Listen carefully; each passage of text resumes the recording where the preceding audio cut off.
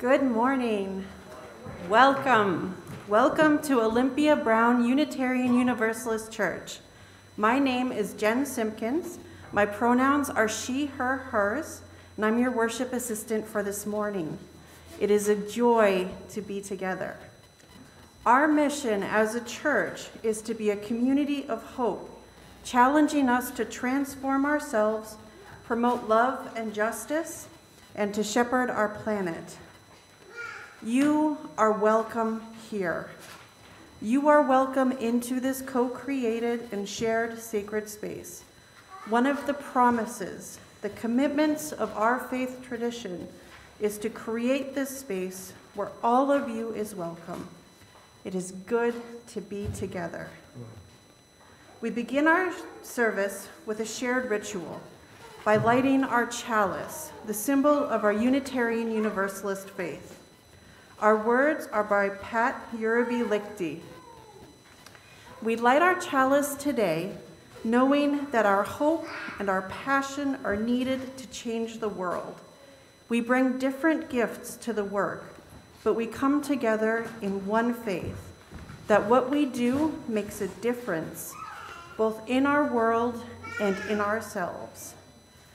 If you would please rise in body or spirit and join us in singing hymn number 1024 in the teal hymnal, and it's also up there. Kayla has kindly offered to lead us through it.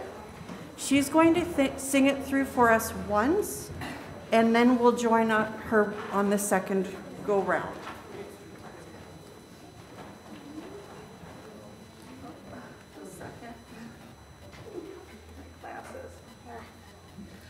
I have an assistant.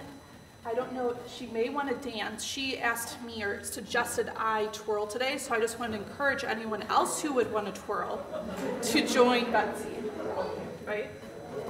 All right.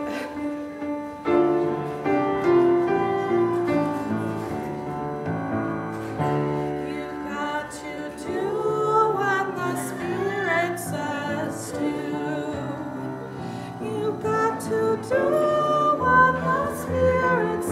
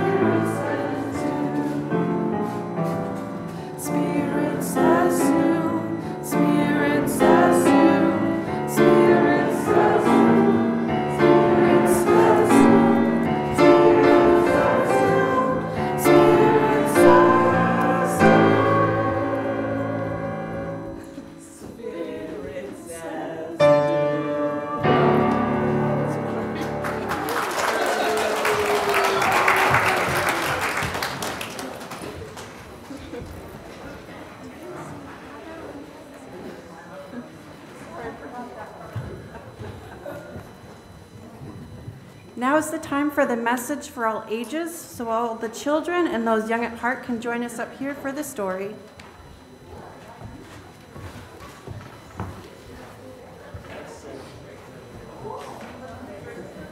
You count.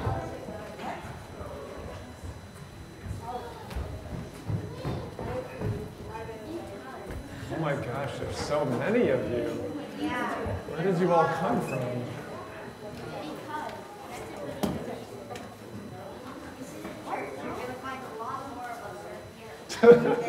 That's good.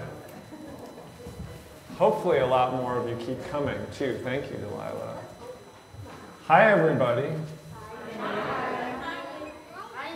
Who knows my name here? What's my name? I should know, but I don't. Wait. Ruth knows my name. What's my name? Library Nick. That's right. I'm Library Nick, everyone. He, him pronouns. Nice to meet you. How are you today? Good. I'm going to read a book to you all called, what's it called? Who can read? Because, that's right. All right.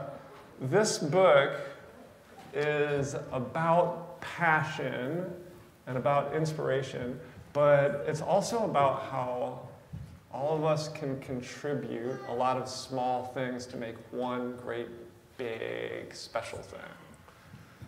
Who knows what inspiration is? Raise your hand if you know what inspiration is. What's my guy right in the front? What's inspiration mean? It's when you get an idea from something that somebody else did. Ooh, when you get an idea from something that somebody else did. That's great. One more. Zeb, what's inspiration? Bardic inspiration is when I forgot exactly what it is, but a bard gives you 1d6 ability check. Bardic inspiration. You may not understand it yet, but go home and look up bardic inspiration is what Zeb is telling all of us. All right, we ready for this story? Yeah. Okay, here we go. We've got it up there. It says, because a man named Ludwig wrote beautiful music, a man named Franz was inspired to create his own. Because many years later, people wanted to hear Franz's beautiful music, they formed an orchestra. Because a man had practiced since he was a little child, he was asked to join that orchestra. Because a woman studied night and day, she too was asked to play. Because many others loved and practiced their instruments, there were enough musicians for what? For that orchestra. You got it. Because someone created a poster about Franz's music, tickets were sold. Because the train conductor stopped the train at the grand concert hall, the orchestra conductor arrived. I think we should all follow that. Let's on the count of three, let's go. Da! 1, 2, 3. Da! There we go. That's called inspiration. Because the orchestra librarian had copies of the score. Yeah, librarian representation in literature. Okay. Because the orchestra librarian had copies of the score, the orchestra rehearsed. Because workers checked the lights and the seats and swept the floors, the grand hall was ready. Because the time had come, the ushers opened the doors. This is my favorite part. Because someone's uncle caught a cold, someone's aunt had an extra ticket for someone special. Who do you think was the extra special person that the aunt gave the ticket to? Yeah, I think that's right. I think you're right. Because the usher helped out the aunt and her special guest, they found their seats. because everyone was there to hear beautiful music like Anna plays for us, it was quiet. And then this is the orchestra. And then this, what's happening? They're exploding. They're exploding! With what? Gunpowder. With gunpowder! With the gunpowder of the spirit of inspiration! With bardic inspiration! In row C, seat 14, sat the girl with the uncle's ticket. She heard the beautiful music written by the man named Franz, and it changed her. Wait, why are other people like not here? Do you see what's happening with the girl? She's floating. She's being abducted by the music. This changed her. She's being abducted. I love that description of inspiration. From that moment on, the girl learned everything she could about what? About music, because it fed her. Soon, she started to write music too. Because like Franz, the young woman had something to share. Over time, the woman became very good because she worked very hard. One night, her music was discovered because she was also very lucky. Then, she was invited to perform her music and explode with the gunpowder of inspiration at the Grand Concert Hall because so many people wanted to hear it. Her composition was dedicated to the uncle in row C, seat 14, because it was his ticket that brought her here. And that night, someone else was changed.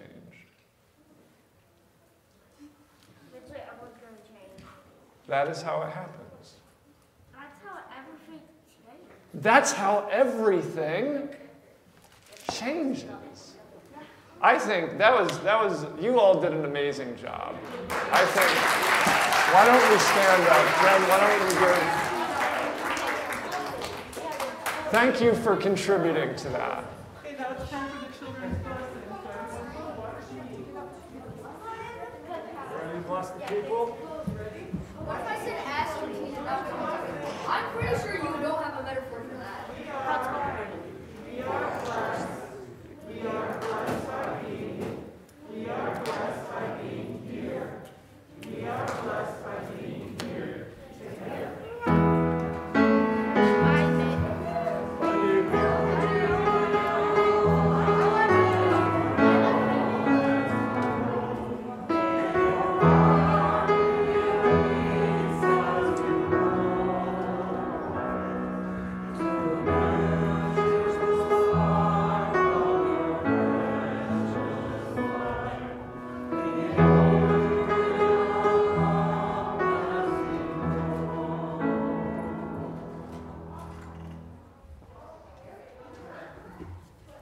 There are many ways we give to the life of the church, and the monetary offering is just one of these ways.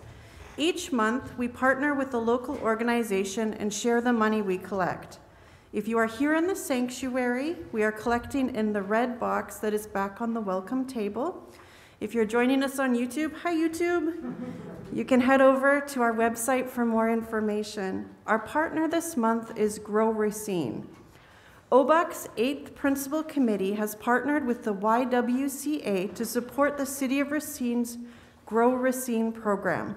The OBUUC Flexibility Fund will support the YWCA's High School Equivalency Degree HSED program. Students 18 and older enrolled in this program receive a $1,500 scholarship to help pay bills while they are in the program. The OBUUC Flexibility Fund will fill in when an emergency expense occurs, such as car repairs or increased childcare costs, which can prevent participants from being successful. Donating to the Flexibility Fund will allow participants to cover these unexpected expenses and continue successfully in the HSED program.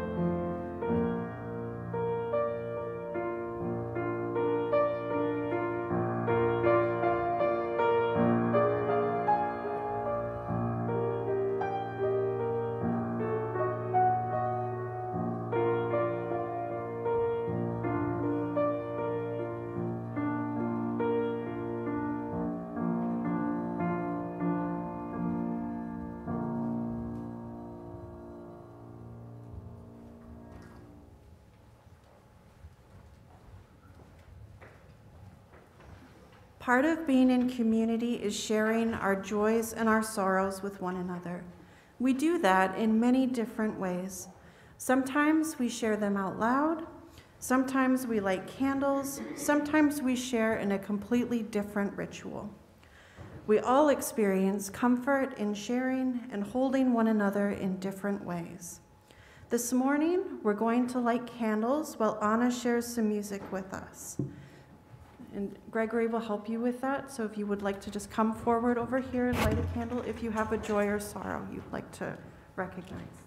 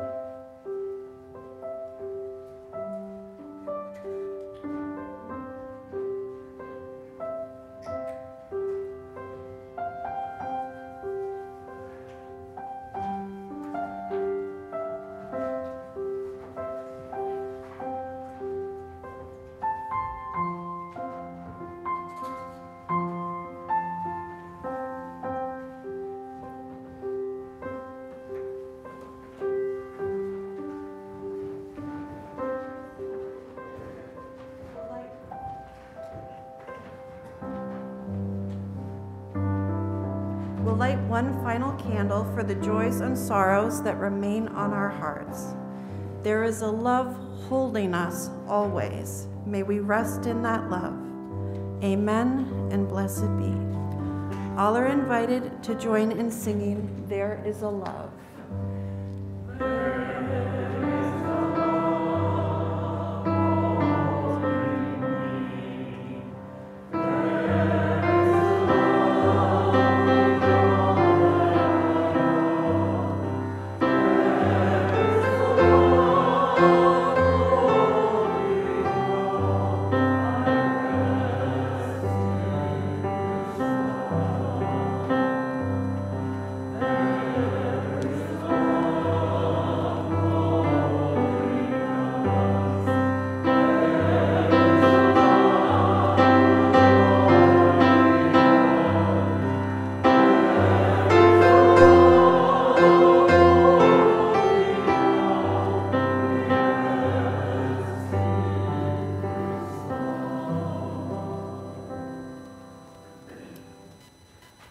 Our reading this morning is an excerpt from Mountains Beyond Mountains by Tracy Kidder. And just to add a bit of context to the reading, this is from the book Mountains Beyond Mountains about Dr. Paul Farmer, one of the co-founders of the organization Partners in Health, who's one of my personal heroes. Dr. Farmer was a visionary leader in the fields of medicine and anthropology, and he won a lot of prestigious awards and titles. But what I want you to know about him was that he was a doctor that worked in some of the poorest communities in the poorest countries in the world, and he was unwilling to accept less for his patients in rural Haiti or Peru or Rwanda than he would for a patient born in a wealthy nation. He built clinics and hospitals and schools to educate a new generation of doctors and nurses, and he argued furiously with an international medical establishment that said basic medical services and treatments were too costly to provide to the poor in developing nations. And time and again, he proved them wrong by providing those very treatments and demonstrating their efficacy and affordability. He treated patients, he wrote, he organized, he lectured, he taught, sometimes he even stole, all for the purpose of providing the world's poorest people more equitable medical treatment. He also slept about 4 hours a night. So here's the excerpt. And so this is from the perspective of the journalist that is writing about Paul. On one visit in a new employee's office, I saw a sign taped to a wall which read, "If Paul is the model, we're golden." When you looked closely, though, you saw that the word golden was written on a strip of paper. Lift up the strip, and you saw that the original read, "If Paul is the model, we're screwed." This was a direct quote from Jim, one of the other co-founders, a characteristically emphatic phrase, which sounded harsher than it was. Jim meant it as a warning to many of the young staffers who imagined, as many had and many would, that the right thing to do with their lives was to imitate Paul.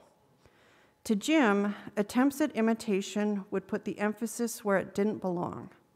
The goal was to improve the lives of others, not oneself. It's not about a quest for personal efficacy, as Paul himself liked to say. Besides, frank imitations would fail. What staffers should take from Paul wasn't a manual for their own lives, but the proofs he'd created that seemingly intractable problems could be solved. Paul has created technical solutions to help the rest of us get to decency, a roadmap to decency that we can all follow without trying to imitate him. Jim told me, explaining the message on the wall, Paul is a model of what should be done. He is not a model for how it has to be done. Let's celebrate him. Let's make sure people are inspired by him. But we can't say that anybody should or could be just like him, he added, because if the poor have to wait for a lot of people like Paul to come along before they get good health care, they are totally screwed.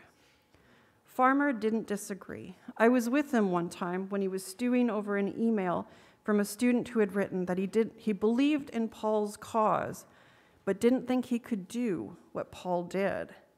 Farmer said aloud to his computer screen, "I didn't say you should do what I should do. I just said that these things should be done." Then he framed a mild reply. If you want to come up.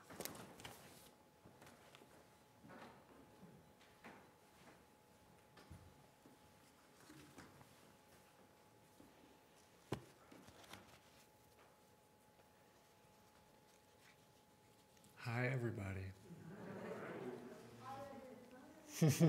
Who knows my name? What is it, Bear? Boom! You bet, you bet. Hey, it's great to see you all today. This isn't just my first time coming back to this pulpit since before the pandemic. This is actually my first time back in this church building since before the pandemic. So I just want to thank Jen especially for, I always say there's power in the personal ask. And I want to thank Jen for giving me a personal ask to come back here. So like I told the kids, you know, we're going to talk about passion and inspiration. So we're going to talk about passion and inspiration too. But I thought, I didn't think about this until actually this morning, getting ready to come here. Passion comes from the word etymologically, right? As our previous Reverend Tony would have reminded us, the word origins for passion are related to the word for suffering. So we're going to talk a little bit about suffering along with that passion and inspiration. So the title of this sermon is What Makes You Come Alive? And that is drawing from a quote from a spiritual revolutionary of the last century named Howard Thurman. Thurman was born in 1899 and died in 1981. So between those events, he was many things. A prolific author, a theologian, a civil rights leader, an academic. He was a mentor and spiritual advisor to not only Martin Luther King Jr., but to many leaders in the civil rights movement, really to the movement itself in some ways. In the 1940s, he co-founded the first major interracial, interdenominational church in the United States. So he was kind of a badass. I would call him a universalist Christian mystic. Ultimately, he was just one of the spiritual geniuses the world was blessed with within the last century. And he's one of our ancestors who did us the kindness of distilling his spirit into words, which you can read now as books, the librarian says. If you want to know this great human and his thoughts and insights more intimately, you have 20 books that he's written, which you can pursue. The quote of his that this sermon's title is from is probably his most well-known quote. He said, "Don't ask yourself what the world needs. Ask yourself what makes you come alive. And go do that, because what the world needs is people who have come alive."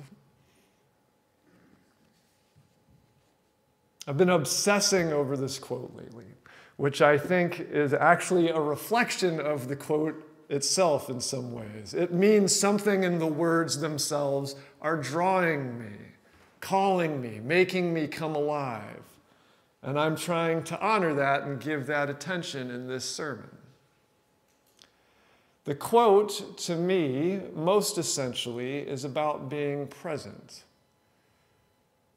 Because in some ways it feels redundant. Why should a human being need to ask themselves what makes them feel alive? Shouldn't that be the most obvious thing in the world to them?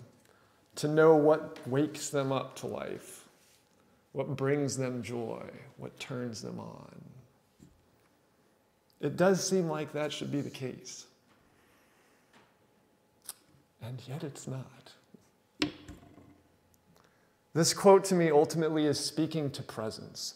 Being present and aware and being able to pay attention to when you actually come alive and why it happened in a world that can feel oppressively filled with deadening responsibilities and obligations. All of us can find ourselves disassociating in a number of ways, through drinking or taking drugs, through eating disorders, through binge watching TV, through self-harm, through workaholism, through lashing out at others and treating them like garbage, or even through extreme people-pleasing, not creating boundaries for ourselves and treating ourselves like garbage.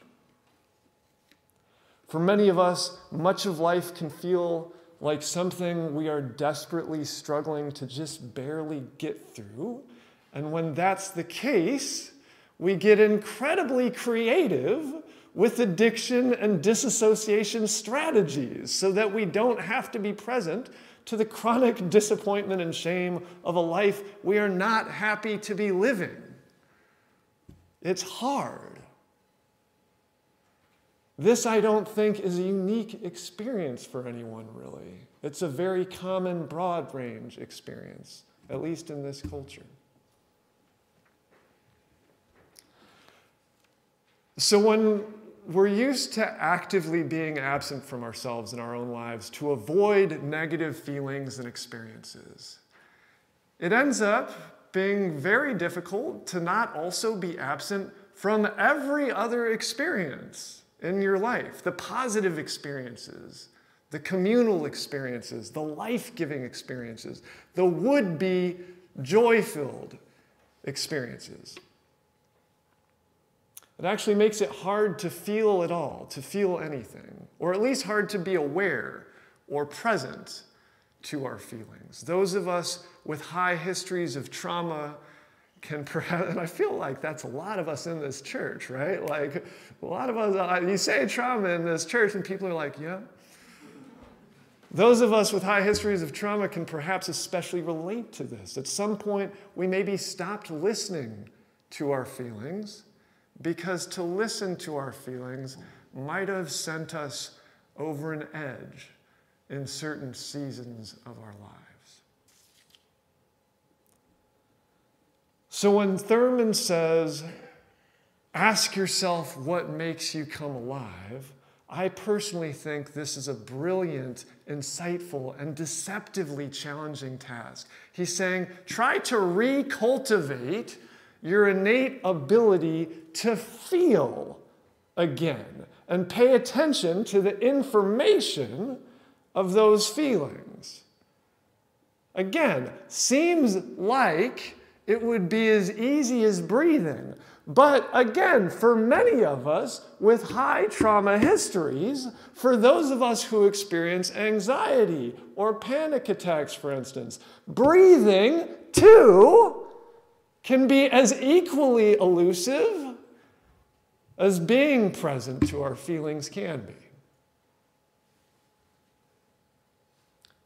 The implication of this quote is that once we recognize what makes us come alive, we can pursue those things and those people more intentionally. And then we get to spend more of our lives actually, being and feeling alive. It's a pretty attractive prospect, in my opinion, anyways. There's a number of things that I think of when I think about what makes me come alive. Being in the presence of kids, as you probably noticed earlier, of kids and animals are two of those things. Kids and animals are two of my favorite things in this world. I found this out almost accidentally. I got a job as a children's librarian because it was the only job available to me, despite the fact that in library school, I literally took 0 classes related to children's librarianship. My job was almost like, I mean, they really tried to avoid hiring me for this role. They were like, this is not the right person, this person is not appropriate. And yet, there it was, and I found out it was the thing that made me come most alive. And pretty soon I realized I just kind of preferred the energy to children to adults much of the time. Even when they don't like you, children are at least just very direct about it. Like they'll just like point in your face. You're like, I don't like you. And this will be in the middle of a story time I'm giving, right? I appreciate that sort of directness, and I think it reflects a kind of presence to your own feelings that most adults could learn from. So being with kids and animals for limited amounts of time, maybe, often makes me come alive. I say that not having any animals or kids of my own. And being with certain kids, like my niece and nephew, or some other special young people in my life, like my climbing partners who are sitting right over there, that's even better. Speaking of my climbing partners, I learned how to rock climb 20 years ago in college. Pamela and I were just talking about this. And soon after, I became an indoor climbing instructor at that college. When I graduated a few years later, I went to an outdoor school and lived for 3 months outside in the Rocky Mountain wilderness. It was funny because, I studied a lot of stuff in college. I was relatively smart, but none of it compared to how much I just loved engaging my body and climbing up steep surfaces. I remember the first time Angela, my wife, who was my girlfriend at the time, saw me rock climbing. She said, I've never thought of you as graceful before. It was just a place where I fit and flowed, and I loved it. Well, that outdoor school experience happened in 2006. And then I came back to Racine, where there just isn't a ton of rock climbing to be had. I went on a few outdoor climbing trips a few hours away, but it was just such an ordeal to make happen, and so unintentionally, it just fell out of my life. The last time I rock climbed was maybe 2011 or 12, and then nothing for 10 years. Well, in fall, my great friend, Dustin Balcom, started taking his kids, Bear and Scout, to a climbing gym in Milwaukee once a week, mainly just to give his wife, Betsy, the freedom of a kid-free house for half a day. That's the other side, right, of kid energy. He casually invited me along. I joined finally, I think in November, and when I went back after the first day, returning to climbing, I was destroyed, in so much pain. My muscles were depleted. My spine kind of caved in on itself because none of the surrounding muscle groups were supporting it anymore. And I just couldn't move for days. And most importantly, I loved it. I couldn't wait to get back to do it again. It brought me more joy than I could have fathomed. And I hardly even know why. And I've gone back with them nearly every week since, and it feels equally as glorious each time. I know, my guys know. Bear is shaking his head affirmatively. And I don't know why. I don't know all the nuances or specifics or science behind why I love this. I just know I come alive and feel renewed every time I go climbing with Dustin and Bear and Scout. After like 3 times of going, the next time I saw my therapist, Stephanie, after regaling her thoroughly with all the crappiest parts of my life, as I am wont to do every time I see her, I was like, oh yeah, also I started rock climbing again, and it's the best thing ever. She asked, why is it the best thing ever? And words just started spilling out of my mouth that amounted to basically a beautiful love poem for rock climbing. I'm sure the composure of my face changed and lit up. The tone of my voice got more joyful. My whole essence changed in that moment, not just from earlier in the session, but I think Stephanie had probably never seen me light up quite like that, maybe.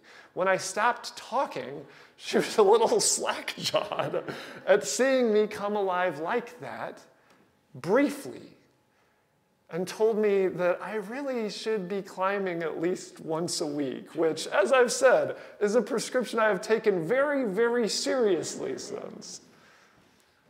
This story is great, and I'm utterly thrilled to be climbing regularly again, especially with such great friends. But the part of the story that I think is most important to me is just how incredibly easy it was for something I was so in love with and passionate about to simply fall out of my life for more than a decade without me even noticing. And this is maybe what I'll conclude with. There's a few important flip sides to being present to what makes you come alive. One of them is, once you have managed to inventory what those things are, that's not enough, according to Thurman's quote. He says, ask what makes you come alive, and go do that. It's kind of a hard part. And I might add, notice if you are not doing what makes you come alive, and interrogate that and try to change it as much as you're able. I believe there's another important flip side to this concept for me, though. I believe asking yourself what makes you come alive is incredibly important.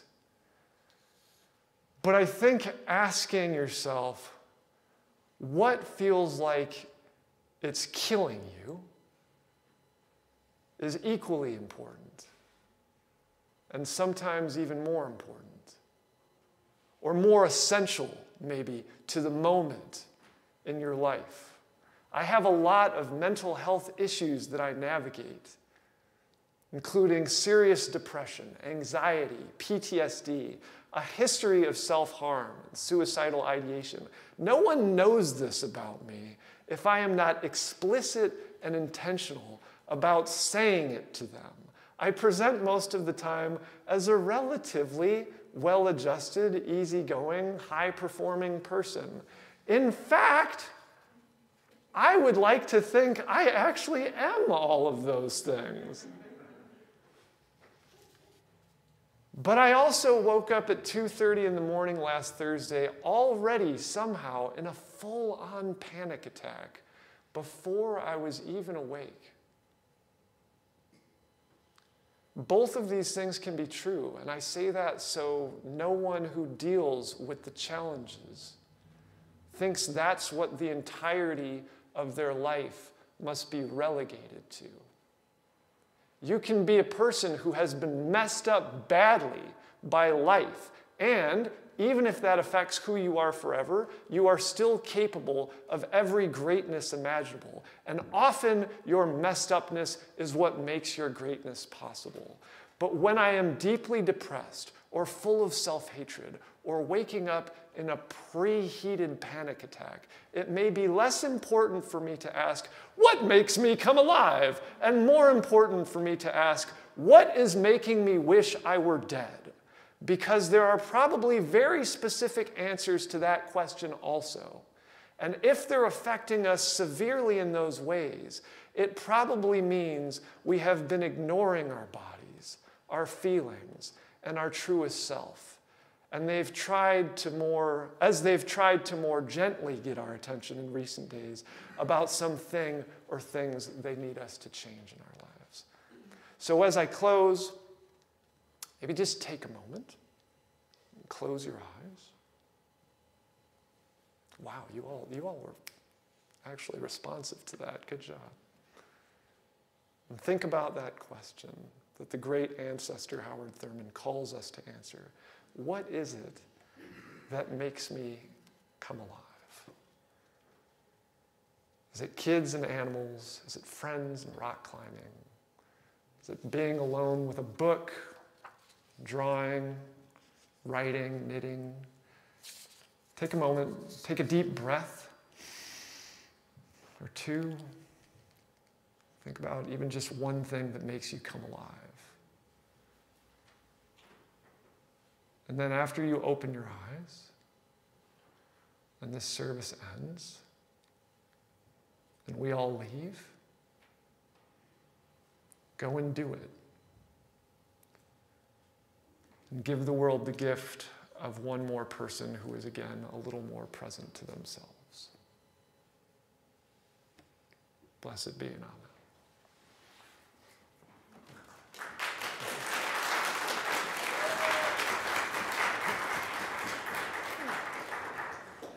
If you would please rise and join us in singing hymn number 1028, The Fire of Commitment.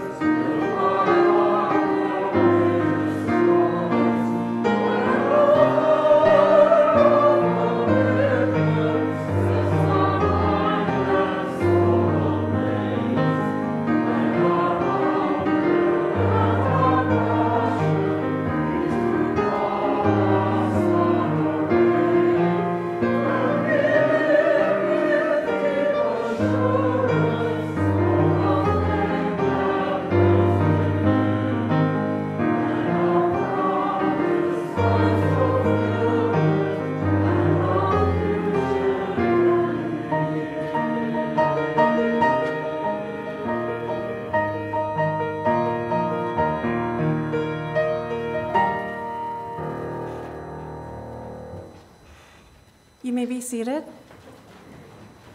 We extinguish our chalice, but not the light of this community. That light cannot be extinguished, for it lives in each of us, reminding us we are connected, held always in a larger love.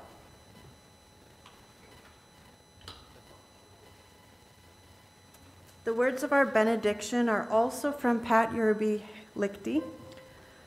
Go out now with hearts and hands and minds renewed to the world that is waiting for you. Go out to that world to bring your gentle touch to those in pain. Go out to feed and house those in need. Go out to speak truth to those with power. Go out with courage to do the work which calls you. Go out now with your passion and faith to change the world. You please remain seated for the postlude.